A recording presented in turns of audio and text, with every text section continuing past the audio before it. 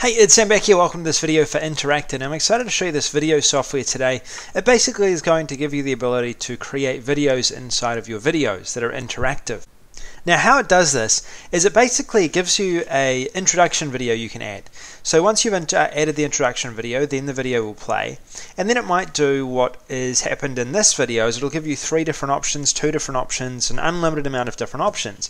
And depending on your selection, you'll then able to choose which shirt that you want the person to be wearing, for example. So in this case, if you didn't see that, basically what I did is I clicked on the shirt and it came up with this black shirt. Now if I went back into this, I reloaded this particular web page right here where this interactive video is, you'll see there's a white shirt. Now if the video keeps playing, it'll then give me another selection, and if I choose a different alternative, it'll take me to a different t-shirt.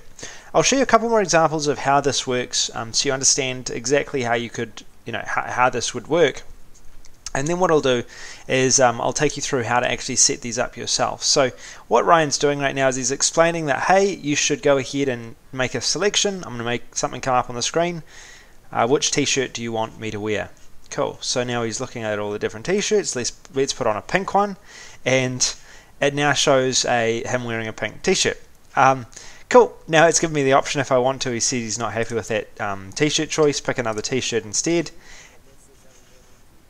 And then he's saying, no, I don't want green.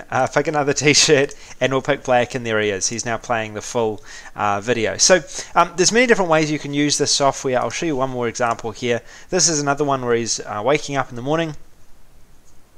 It's an introduction video, and in just a moment it's going to actually show a couple of different options. So the alarm is ringing, the phone is ringing, and then we've got a pop-up that's about to pop up, which could be an image. You can put in multiple images, and then he's going to hopefully pick up his phone. He's picked up his phone, and now it's giving me 2 different options, either wake up or snooze. So if we click wake up, now Ryan's woken up. If we click snooze, then he'd go back to bed. So you're starting to see how this works. Now, the intention behind doing this and why you'd want to do this in your videos is it helps to engage your visitors. It helps to also customize the experience for them as well. So say, for example, if I was doing this video today right now, I could say, would you like to see a demo of how to set up Interactr, or would you like to see how you could use it to make money? You could make the selection which was right for you. Then at the end of that video I could say, okay, would you like to now learn how to make money out of this, if you'd chosen demo, for example. You could also do this if you were customizing the experience for a business owner, if you were having someone land on your website and you wanted to say, hey, which page would you like to go to, this one or this one, or which kind of are you a male or a female? And if they click male, then you'll show a video for males, marketing to males. If it's female, then you'll show a video marketing to females. You've probably seen some pages around the web that actually do that. That's basically what the software does, and it does it using what's called hotspots. Now, hotspots are these buttons that you can add into your videos. So I was going through the training. I've gone through all of this training. There's a lot of training here. The videos are between 2 and 5 minutes long, but they're very easy to understand. And we'll go to My Projects right now. So we've gone to My Project. We'll click on Edit Project, and I'll tell you why I'm editing it in just a moment. Okay, so if I wanted to add a new video, I would click Add New Video. I'm just going to decrease my screen size. I'm on a large monitor. Now I could choose on this, click on this, and I could edit this video if I wanted to, or I could add a new video. Now when I first added this video, I clicked Add Video. I added this video URL after uploading my video to Amazon, and then my video was added into the system. That process took about 2 to 5 minutes. Okay, the uploading speed was it had to upload the video and then convert the file so it was able to be added into this interface. So what I'm going to do is I'm going to click Edit on this video. It now loads up my editing interface here. Now there's a couple of options when editing. First, you can edit for mobile devices and you can edit for web devices. The software will work on both mobile and desktop. However, you'll need to customize the mobile version separately from the web version, and there's a very good reason for that. Videos on mobile devices play in a different format and they use a different system. So this software has built into it a mobile system that you can use. We've got our video path, and then we've got what's called an interaction layer. Now that interaction layer, the easiest way I can describe this is that this will show either during a video or at the end of one of your videos. So the interaction layer on these two videos, for example, was the t-shirts. On this, it was the panel that came over, the image that came over top of the video and gave you two options. So usually what you'd have is you'd actually click on Create New. You'd add, say for example, a t-shirt. You'd add the interaction layer, and you could choose a color, and then you could add an image to that layer. This image would show during the video when you wanted it to, or it could show at the very end of the video or at the end of the introduction video that you've chosen.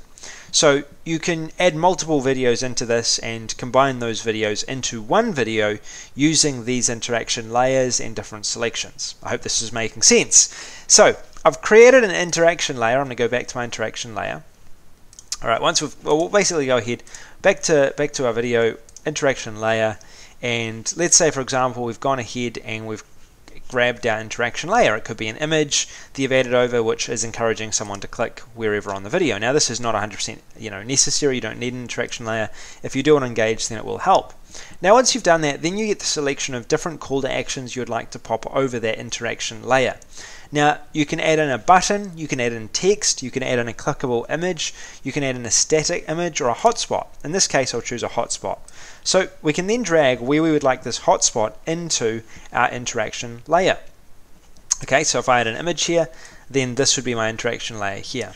Now what I'm actually going to do is I'm actually going to add a interaction layer. Let me do that now. I'm just going to grab a random URL that I've got here, and I'm going to add this as my interaction layer so you can see an example. There it is. Now chat response is new software we're bringing out tomorrow, so I decided that I would add an image from there.